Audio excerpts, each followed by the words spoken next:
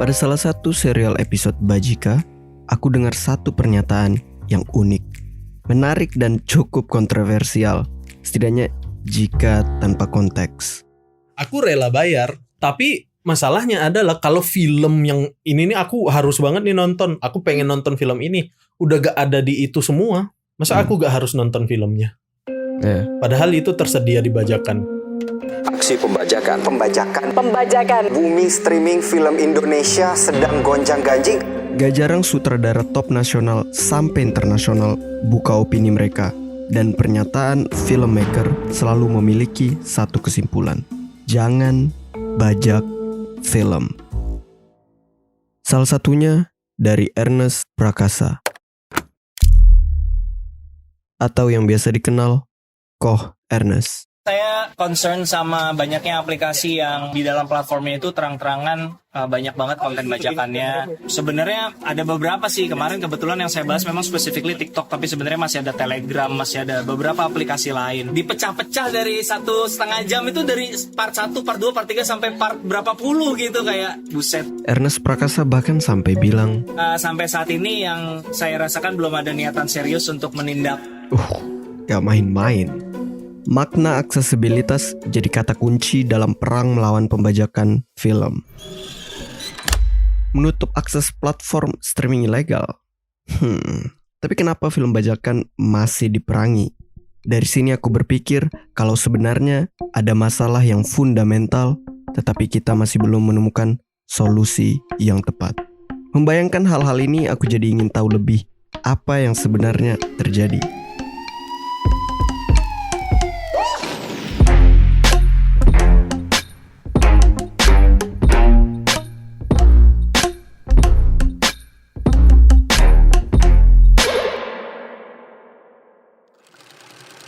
And I promise you, I won't turn into a supermarket. Okay.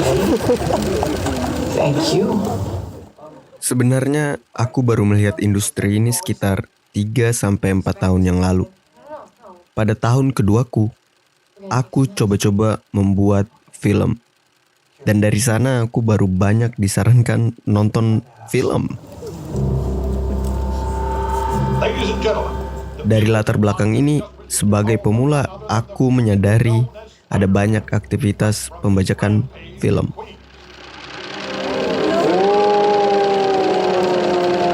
Great, it's just some random guy.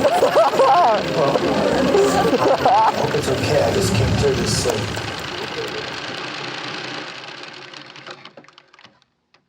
Sebentar, kayaknya aku punya alasan kenapa aku tidak banyak nonton film. 2017 atau sekitar 4 tahun yang lalu. Aku tinggal di kota kecil Kalimantan. Gak ada mall, gak ada macet, gak ada bioskop. Menonton film pun cuma dari TV, yang mana jelas bukan kamu yang pilih filmnya. Gak pernah aku dengar komunitas film di sana. Perjalanan 4 jam ke kota sebelah untuk satu film kayaknya gak sebanding. Bahkan aku bisa bilang kota kecil ini hampir tidak terpapar film sama sekali. Tapi ada satu hal yang ngebuat aku berpikir kayak gitu. Di sana gak ada bioskop. Aku sadar akan hal ini setelah menemukan pernyataan yang sama dalam kolom komentar Quora 2 tahun yang lalu.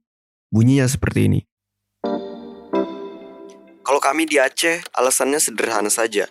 Sejak tahun 2000-an, tidak ada lagi bioskop yang beroperasi di Aceh. Bagi orang-orang yang memiliki duit yang cukup, mereka bisa pergi ke Medan, Sumatera Utara, karena di sana banyak bioskop. Lalu pada paragraf selanjutnya, pun begitu, sekalipun kami menonton film bajakan, bukan berarti kami asal pilih menonton.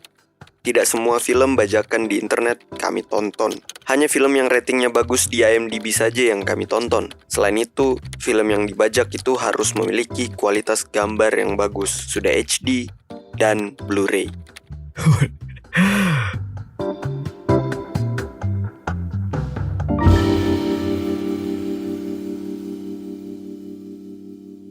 Sekarang coba kita tanya orang lain. Kalau menurut saya sendiri, film bajakan yang dari Indonesia tuh merugikan. Bener-bener jatuhin industri perfilman, apalagi perfilman Indonesia yang sekarang tuh lagi dibangun gitu kan. Jadi dengan kita nonton film di platform bajakan seperti itu tuh kayak kita nggak menghargai si pencipta filmnya. Jawaban orang-orang memang benar. Dengan menonton dari bajakan, filmmaker gak dapat apapun, bahkan dirugikan. Tapi sayangnya, fakta punya kebenaran absolut. So, Camdan, what's up, Eki? Pernah bajak film gak? Siapa sih manusia pecinta film di dunia ini yang gak pernah bajak film?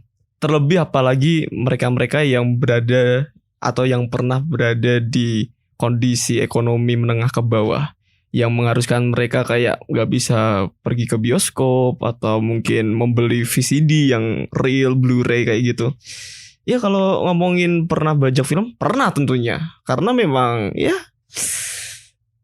karena ada akses untuk membajak gitu loh. Akses ya. Kita kan zaman sekarang kayak pakai internet gitu kan, apapun serba internet, jadi ya it's okay lah bagi saya. Ya udah kalau ada, ya udah kita pakai.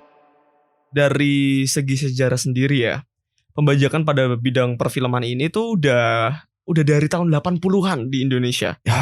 So, pembajakan film di tahun 80-an ini ya dilakukan di rumah dengan cara penggandaan dari Betamax.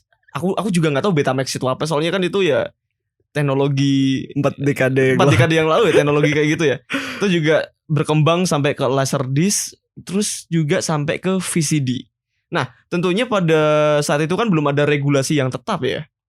Nah, makanya dari pemerintah Indonesia sendiri tuh udah melakukan berbagai upaya untuk menangkal tindakan pembajakan ini dengan cara mereka adanya pemberlakuan Undang-Undang Nomor 19 Tahun 2002 tentang hak cipta. Oh, ya. Sebenarnya udah ada regulasinya tapi kayaknya memang agak susah untuk diberantas ya. Susah banget karena memang pelakunya pun kayaknya individualis ya. Oh, I see. Tapi memang ada perubahan sih. Mungkin kalau 4 dekade yang lalu orang pakai VCD, bahkan kayak 10 tahun terakhir kamu masih bisa lihat VCD bajakan di mana-mana ya kan. Dijual di pinggir jalan gitu. Iya. Dan karena kita ada digitalisasi sekarang mulai merambah ke website. Iya. Dengan adanya teknologi bernama internet, apapun bisa diakses dengan cepat. Apalagi film-film yang notabene-nya bajakan. Oh shit. dari sana mungkin pemerintah bisa lebih negesin lagi buat memberantas dari web-web bajakan-bajakan gitu, walaupun sudah diberlakukan pemblokiran website, sepertinya aktivitas pembajakan masih terjadi. Ada 2.000 lebih domain yang telah diblokir oleh kolaborasi Kominfo dan Video Coalition of Indonesia. Hasilnya aku bisa bilang sangat efektif. Angka streaming film ilegal menurun hingga 68%. Gila.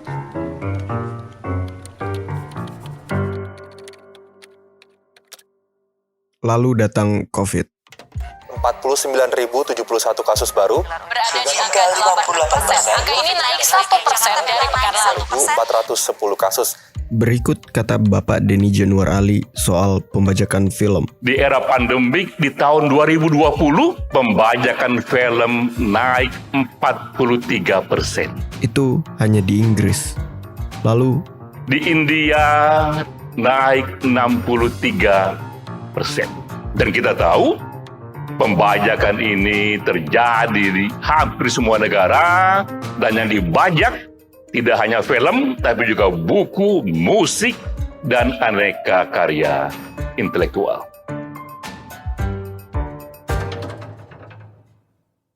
Karena COVID membatasi, tapi masih ada akses internet yang tentunya open world ya. Kayak di game-game open world gitu. Jadi kayak ya, semua orang bisa akses. Ya mungkin beberapa orang yang masih punya etika atau harga diri, mereka pasti akan membeli ini ya, per bulan yang web streaming yang legal kayak Netflix, Hulu, Amazon Prime, Viu, Crunchyroll, Disney Hotstar, HBO Go, bioskop online, dan masih banyak lainnya. Di sini pun secara nasional industri film mengalami kerugian hingga 5 triliun per tahun. 5 triliun men, ini uang. Holy shit. Dan itu banyak.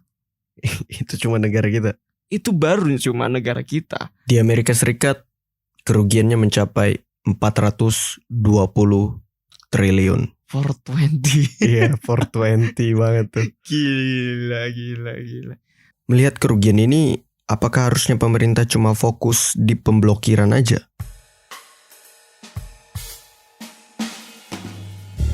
Tapi gini deh Ki, lu pernah bayangin gak sih keuntungan dari web-web film bajakan ini? Ya karena itu pun dilihat secara langsung tanpa melihat jurnal-jurnal lain, kita udah tahu tentunya bahwa keuntungan atau bagaimana cara web-web film bajakan ini mendapatkan uang itu dari iklan. Terlihat di sini valuasi terhadap website daripada IndoXXI dari URL rate di sini menuliskan 26,7 miliar untuk valuasi dari websitenya, kemudian 1 miliar untuk dari cek website price, dan word of web memberikan valuasi yang tertinggi 32,1 miliar untuk valuasinya. Dan iklan-iklan tersebut tuh banyak banget kan. Lu pernah gak sih kayak nonton film bajakan terus ada iklannya banyak banget di website, entah itu iklan jualan yang aneh-aneh, memperpanjang itu ya kan, kuda-kuda. Oh shit. Ya, tapi ya penonton harus berkompromi dengan melihat iklan-iklan tersebut kan, karena juga filmnya gratis. Kita ambil yang paling kecil saja, 1 juta per hari. Kalau dikali dengan 1 tahun berarti sudah 365 juta. Dikali dengan sudah berapa tahun IndoXXI beroperasi di Indonesia dengan melakukan pembajakan, tentunya nilai ekonominya di sana cukup tinggi. Biasanya di sebuah website itu ada 6 hingga 19 banner iklan. Dan terkadang itu pop up yang kita mau nggak mau nyentuh terus buka web baru lagi. Itu nyebelin banget. Oh shit ya. Itu pengalaman paling nyebelin banget. Apalagi kalau bawa virus, disuruh download ini. Itu gila banget. Nah itu tentunya mengganggu para pengunjung ketika menonton dong. Bahkan pemiliknya sendiri, pemilik dari website streaming ilegal ini juga merasakan dilema dengan keberadaan iklan tersebut. Dan sebenarnya tidak ingin menampilkan iklan-iklan tersebut. Ya kan, tetapi kan tidak ada pengiklanan yang mau masuk ke film-film pembajakan kan, website kayak gitu kan. Nah sehingga seakan tidak ada pilihan bagi mereka untuk menampilkan iklan-iklan tersebut di website mereka.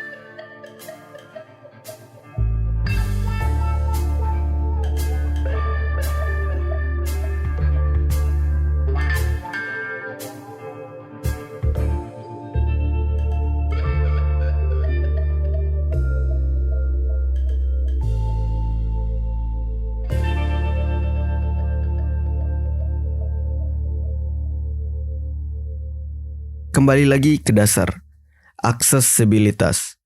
Langkah pemerintah untuk memblokir akses memang bagus. Buktinya efektif ya kan? Tapi sayangnya kita juga harus fokus ke apa yang membuat penonton punya akses film secara ilegal. Penonton yang memilih cara ilegal biasanya tidak memiliki akses internet atau bioskop. Tapi kali ini kita tidak fokus kepada akses internet, karena ada fakta yang keren menurutku tentang akses bioskop. India, Tiongkok, Filipina pernah dicap sebagai negara dengan pembajakan film terbanyak.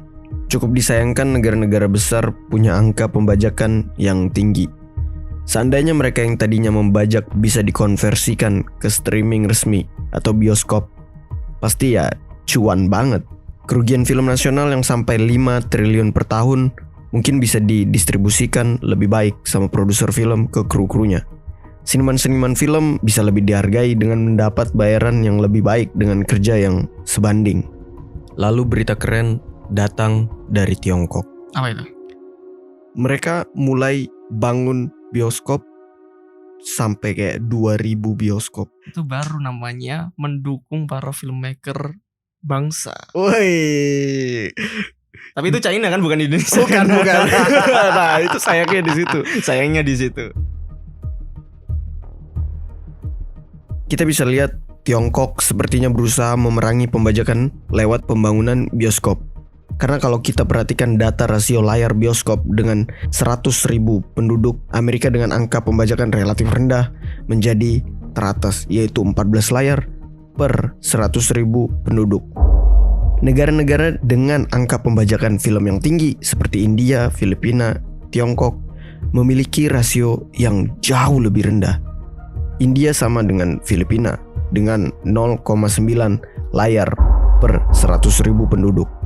Tiongkok yang dulunya pada angka yang sama sekarang merangkak naik menjadi 2,3 layar per 100.000 penduduk. Kalau Indonesia gimana? Kalau Indonesia sayangnya cuma di angka 0,4 per 100.000 penduduk.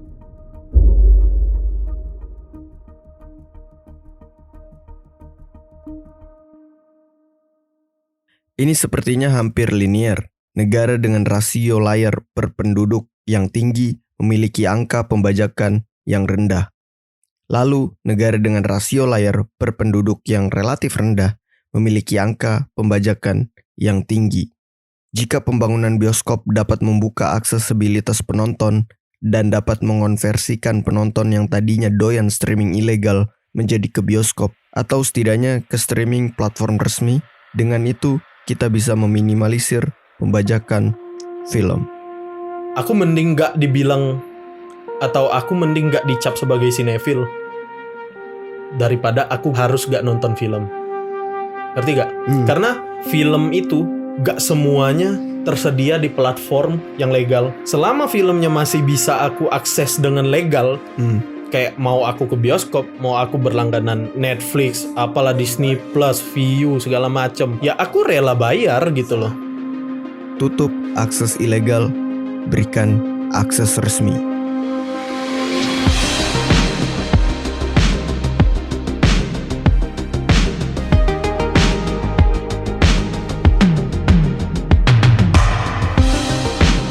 Terima kasih telah mendengarkan episode perdana dari serial Skala.